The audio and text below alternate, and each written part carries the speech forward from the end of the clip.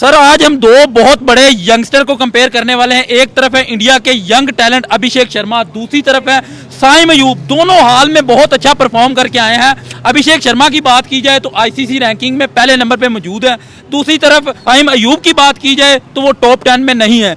आपको क्या लगता है कि इंडिया का यंग टैलेंट एशिया कप में ज्यादा बेटर परफॉर्म करेगा, या दूसरी तरफ देखा जाए तो पाकिस्तान का यंग टैलेंट साइम अयूब?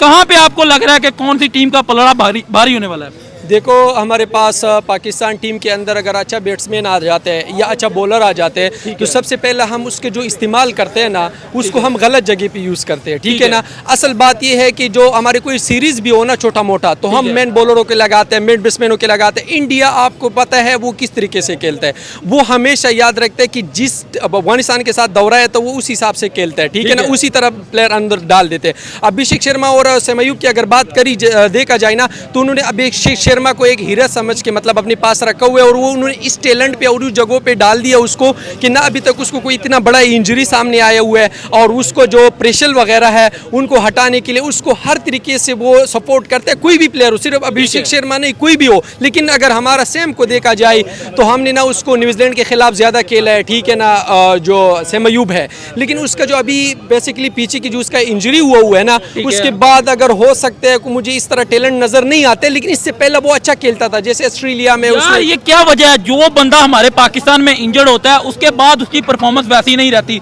शाहीन अफरीदी की बात कर लें, फखर जमान की बात कर लें, अब साइम अयूब इंजर्ड होकर वापिस है, तो ये इंजरी के बाद इनकी परफॉर्मेंस कहाँ पे चली जाती है? आपको पता है कि अगर हमारा तो सबसे पहले अगर एक आधा मैच पीएसएल में कोई अच्छा खेलते हैं ना तो हम उसको पाकिस्तान टीम के अंदर फौरन ही डाल देते हैं। ठीक है ना, सबसे बड़ी गलती यही है। और अगर आप उस टीम के अंदर लेके आया भी ना तो फिर उसको आप मौका दो ताकि खेले। एक आधा मैच अगर लूज कर ले तो उसको हम फिर गैप कर देते हैं। ऐसा नहीं होता, या तो आप पहले ट्राई पे उसको टीम के अंदर ना डालो, अगर डालते हो तो फिर प्रॉपर पूरा टाइम दिया करो। एक बात। दूसरी बात यह है कि साउथ अफ्रीका के साथ सीरीज खेलने में ठीक है अच्छा टीम है, मेलर है, क्लासन है, बकाया सारा अच्छे, लेकिन मुझे एक बताओ हर मैच में जो है ना कोई ना कुछ लोग डिफरेंट करना चाहते हैं। देखो आईसीसी टूर्नामेंट जब आता है, एशिया कप आता है, इसके लिए ना लोगों सालों से लोग प्लान करके बैठ जाते हैं। ठीक है ना, हमारा टीम ये होता है कि 10-15 दिन पहले सेलेक्ट हो जाते हैं और उसमें अब जो इसका इंजरी आया हुआ है ना सैम की इंजरी आया है, किस बात पे है, मतलब बॉल जा रही है और आराम से बैठ गया, उसका इंजरी बढ़ गया, वो हो गया इंजरी।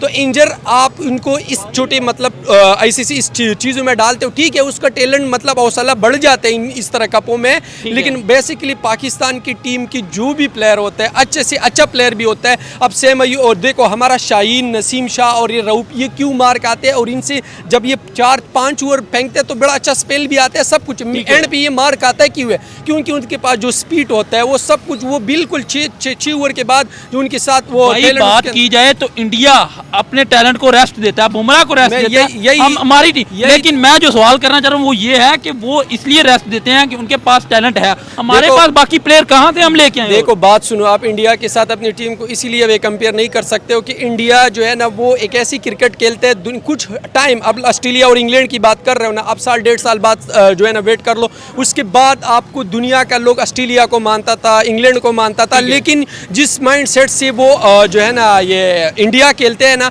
उसके पास जितना टीम 11 खेलते हैं ना 11 से अच्छा प्लेयर उसके जाके चेयर में पीछे बैठे होते हैं। ठीक है ना, उनको मौका ही नहीं मिलते आने का। मतलब इंडिया में इतना टैलेंट बड़ा पर है। असल की बात ये है ना कि वहाँ पे ना प्लेयर को लोग सपोर्ट करते हैं। ठीक है ना, कोई भी प्लेयर है, देखो विराट कोहली पे कितना बुरा टाइम आया, हमारे किसी एक प्लेयर के भी ऊपर बुरा टीम है, सबसे पहला मैं लगता हूँ फिर आप लगते हो, उस प्लेयर की जो किरदार है ना वो बिल्कुल वो इस जब उसको मौका भी मिल जाए ना टीम के अंदर वो बेचारा इतनी प्रेशर के साथ खेलता है कि उसको जो अपना क्रिकेट होता है ना वो भी भूल जाते हैं। दूसरी बात, पाकिस्तान की सबसे मेन बड़ी गलती ये होता है इंडिया का, आप फील्ड जो है ना आप देखो जब भी वो मतलब पावर प्ले के अंदर बॉल करता हो ना उसका जब बॉल मिस हो जाए उनकी जो पूरा मशवरे के साथ जो वो जिस माइंडसेट के साथ ग्राउंड में उतरते हैं ना वही 90% मैच जो है ना वो उसी टाइम से जीत जाते हैं। हमारे जो है ना बॉलर जिसको आप और दायरे के अंदर खड़ा कर दो या दायरे के बाहर खड़ा कर दो वो जो है ना ऐसे खड़े होते हैं जैसे किसी ने जबरदस्ती ला के पेच के अंदर खड़ा किया हो, ऐसा नहीं होता है। अगर आपने आईसीसी या कोई भी बड़े इवेंट का क्रिकेट मैच कोई भी मैच खेलना हो ना तो आपने 99% जो है ना माइंड सेट से दूसरी टीम को ये बताना है कि मैं आपसे अच्छा खेल सकता हूँ, मैं अच्छा हूँ, टैलेंट के साथ खेलना है। ये नहीं कि आपके पहले से बॉडी लैंग्वेज लूज हो जाए और उनको पता चले कि यार ये तो कुछ भी नहीं है। ठीक है ना, अब बात की जाए साइम अयूब और अभिषेक शर्मा, दोनों भाई अपनी टीम के लिए तड़खड़ा परखड़ा ये परफॉर्म करने वाले हैं एशिया कप में। एशिया कप में एक तरफ से आएंगे ओपनर अभिषेक शर्मा और दूसरी तरफ साइम अयूब। आपको क्या लगता है कौन सा प्लेयर परफॉर्म करने वाला है? बात ये है कि ना अगर आप उसका आउट होना देखेंगे ना सैम की, तो सैम की 90% जो है ना उसका आउट होना ये है एज और या तो पीछे या ऊपर, ठीक है ना। उसको ये मुझे ये पता नहीं पाकिस्तान इतना कोच चेंज करते हैं, उसको ये नहीं बताते कि अप स्टंप को बॉल कैसे अप स्टंप को खेला जाता है। वो लेग स्टंप वाली बॉल भी हमेशा जो है ना वो लुक नो शॉट जो खेलते हैं ना, एक लोगों ने उसके वजह से उसने अपना करियर खराब किया। देखो बैट्समैन ये नहीं होता है कि आप लिख के बॉल आपको पेड वाला मिल जाए और उसको चक्का लगा ले। बैट्समैन वो होता है कि हर बॉल पे वो खेलने की कोशिश करे और वो खेल सके।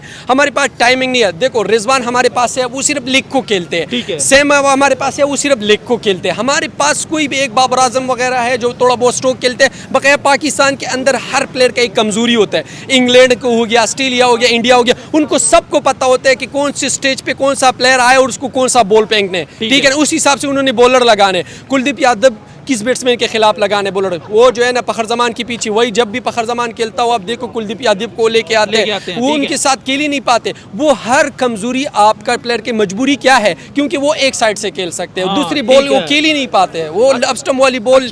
मैं ये सवाल करना चाह रहा हूँ, क्वेश्चन करना चाह रहा हूँ कि एक तरफ अब अभिषेक शर्मा और दूसरी तरफ साइम अयूब जब ओपनिंग पे आएंगे, साइम अयूब दूसरी तरफ आएंगे जसप्रीत बुमराह, और बुमराह और अभिषेक का जब आमना सामना होगा और इनमें बाजी कौन लेके जाएगा? यार इंडिया के साथ अगर आपका मैच हो रहा है ना इस टाइम, तो इंडिया के साथ वाहिद एक ऐसी टीम है ना इंडिया की, आपने 20-20 ओवर मैच नहीं सोचने, आपने सोचने 16 ओवर का गेम। 16 में से भी 2 स्पिनर का अच्छा ओवर निकाल दो तो 14 ओवर गेम आपने 14, उन्होंने 14 ओवर करवाने और आपने उनको 20 करवाने, क्योंकि आपके पास बॉलर ही ऐसा नहीं। अब अगर बुमराह तकरीबन अगर आप पीछे देखें 120 रन उन्होंने किया था ना अमेरिका उधर जो मैच था, 120 रन टारगेट हमें मिला था ना, लेकिन बुमराह ने हमारा जो है ना बीच का जो हड्डियां मैच हमसे ले गया।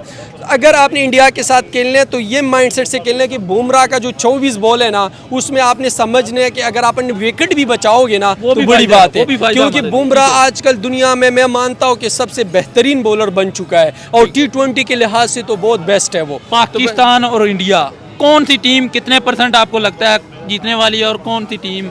ये लकी है, अगर दा लग गया तो ठीक है, नहीं तो 90% मुझे लग रहा है कि इंडिया नहीं जीतने और 10% अगर वो तब ही जीतेंगे। मैं आपको ये मैच पे बताता हूँ, अगर पाकिस्तान ने पहला बैटिंग करके ओपनिंग ने कम से कम 6 ओवर में ये तकरीबन 70-80 रन पावर प्ले कम से कम बनाई, तो ये एग्जैक्ट आप उस मैच को देख लेना, वो 100% जो है ना पाकिस्तान जीत सकते हैं। लेकिन अगर उसने बाद में या बैटिंग कर दिया, एक सबसे बड़ी गलती अगर ये बाद में बैटिंग करते हैं ना, ये तो मैं अभी से आपको कह रहा हूँ कि पाकिस्तान से 100 नहीं 120 भी नहीं होना है, ठीक है ना, वो नहीं चेस कर पाएंगे। अगर इन्होंने मैच जीतने ना, पहले तो हमारी बॉलरों से उम्मीद थी, लेकिन अभी हो सकता है अगर हम पावर प्ले अच्छा खेले ना तो इंडिया के ऊपर, हाँ ये भी नहीं है कि 100% हम जीतेंगे, इंडिया के ऊपर प्रेशर हम डाल सकते हैं अगर हम पावर प्ले खेल पाए। अगर पावर प्ले में अच्छा खेले तब भी प्रेशर डाल सकते हैं, जीतेंगे नहीं, जीत नहीं सकते, क्योंकि उनके पास जो वैरायटी मौजूद है ना, उनके पास हर कम जो हमारी जो टैलेंट है ना, उसकी जो हमारी कमजोरी भी उनको पता है कि बॉलर बैट्समैन को कौन सा बॉलर लगवाना, उनको बैट्समैन की कमजोरी पता है, सबको बॉलर की कमजोरी। वो एक प्लान के साथ आते हैं, हमारा प्लान नहीं होते हैं। हम जो है ना हम जब भी कोई प्लेयर आते हैं उसको ये डर होता है कि अगर इस मैच में मैं नहीं कर पाऊंगा ना इसमें तो मैं टीम से बाहर हो जाऊंगा। हमारी यही कोशिश होता है कि हम अपने लिए खेले।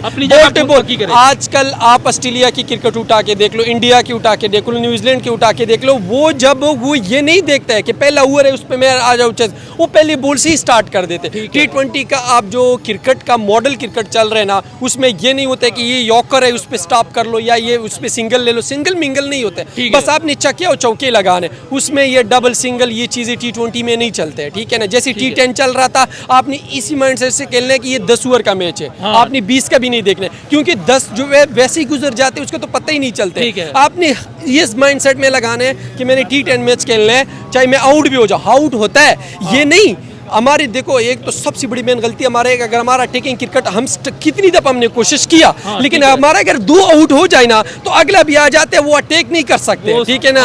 एक बंदे की जान मैंने देख लिया अभी, जो पीछे मेरा PSL हो रहा था, जैसे ही विकेट गिर गया था ना, मोहम्मद हारिस आया, उसने इस साइड से नहीं देखा कि 2 या 2 पे हमारा 3 आउट है, उसने जाके पहली बॉल पे छक्का लगा लिया। तो उस मैच को अगर उठा के देखे, उसी प्रेशर की वजह से जो है ना दूसरी टीम ने जो है ना वो मैच हारिस राउत ने, मोहम्मद हारिस वाली टीम ने उसने जीत लिया। क्यों? क्योंकि उसने अटैक कर दिया। अगर वहां पे भी ये डबल सिंगल ये भी आउट हो जाना था ना, तो ये आराम से लाहौर प्रेशर लेने की बजाय अगली टीम को प्रेशर, हम अटैकिंग क्रिकेट करना चाहते, मॉडल क्रिकेट को देखता भी है, लेकिन हम कर नहीं पा रहे। क्यों? क्योंकि हमारे पास जो है ना, जब हम पहले 1-2 ओपनिंग को कहते हैं कि आप मारो, लेकिन जब वो आउट हो जाते हैं ना, थर्ड पे आते हैं, तीसरे नंबर पे कोई आते हैं, वो इस साइड से खोलते हैं। अगर मैं भी खेलूं और मैं भी आउट हो जाऊं तो आगे क्या होगा? मतलब हमारे पास तो आगे कोई है नहीं। देखो, अगर आपका पहला विकेट गिर गया, दूसरा गिर गया, तीसरा गिर गया, तो आपके पास 5वें 6ठे विकेट में भी एक ऐसा आदमी मौजूद होता है कि वो कर पाते हैं, ठीक है। लेकिन हमारे पास ऐसा कोई आदमी नहीं है। असफ अली आया था, कुछ हमें ये उम्मीद था कि 18 पे 50 रन रहता होगा तो असफ अली कला होगा, जैसे शाहिद आफरीदी होता था, ये कर पाएंगे। लेकिन आजकल पता नहीं उसका भी कोई टीम में जगह है भी है या ऐसा कोई बंदा है नहीं पाकिस्तान की टीम में। अगर अब इन्होंने एक भी हिटर बीच में नहीं रखा, देखो आपका अगर 5 आउट हो रहा है, 6 आउट, 18 पे अगर 30 भी रहता हो ना, हमारे पास कोई ऐसा वहाँ पे देखो आखिरी लास्ट ओवर जो होता है ना, या तो बुमराह का होगा या कोई भी मैन बॉलर हो उनका होता है। 18 पे अगर 30 भी रहता हो तो पाकिस्तान के अंदर कोई ऐसा बंदा नहीं है कि 18 पे 30 भी कर ले इस टाइम।